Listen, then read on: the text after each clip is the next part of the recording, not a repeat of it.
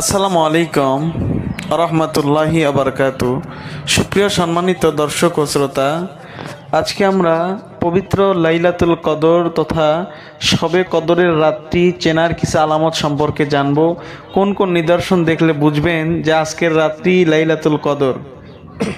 দেখুন, আমি একটা চার্ট আমার ভিডিওতে উপস্থাপন করেছি। এখানে লাইলাতুল কদরের রাতটি চেনার 60টি আলামত হাদিসের আলোকে দেওয়া আছে।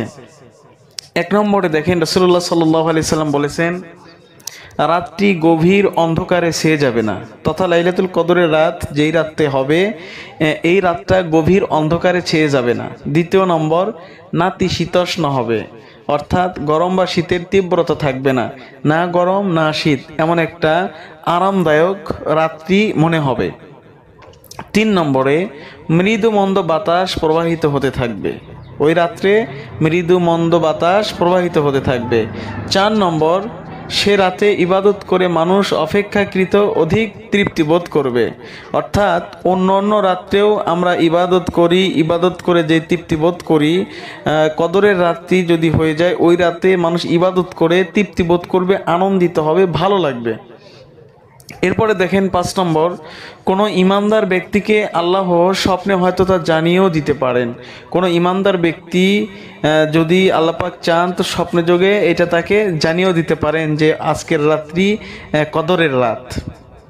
এরপরে 6 নম্বর, ওই রাতে বৃষ্টি বর্ষণ হতে পারে। কদরের রাত এই দিনে বৃষ্টি বর্ষণও কিন্তু হতে পারে। 7 নম্বর, সকালে হালকা আলোক রশ্মি সহ সূর্যোদয় হবে, যা হবে পূর্ণিমার চাঁদের মতো। এই কথাগুলো বলা হয়েছে সহিহ ইবনে খুজাইমা 2190 নম্বর হাদিস, বুখারী 2021, মুসলিম 762। সুপ্রিয় দর্শক, যে 7টি আলামতের কথা বলা হয়েছে এই 7টি আলামতই যে প্রকাশ পাবে এরকম না, এর মধ্যে থেকে কিছু কিছু আলামত প্রকাশও কিন্তু পেতে পারে। অল্প কয়েকটি আলামত দেখলেও কিন্তু আপনি বুঝতে পারবেন। আর আশা রাখি অবশ্যই কদরের রাত এই যে 7টি আলামত এর মধ্যে কোনো না কোনো আলামত প্রকাশ পাবেই। তাই আমাদের উচিত পবিত্র মাহে রমজানের দশকের বেজর রাত্রিগুলো তথা 21 তারিখ, 23 তারিখ, 25 তারিখ, 27 তারিখ, 29 তারিখ, এই তারিখগুলোতে আমাদের লাইলাতুল কদর তালাশ করা উচিত। আমরা যদি এই লাইলাতুল কদরের রাত্রিটা পেয়ে যাই তাহলে অবশ্যই আল্লাহ রাব্বুল আলামিন কোরআনুল কারীমের মধ্যে বলেছেন, লাইলাতুল কদরি খায়রুম মিন আলফি শাহর।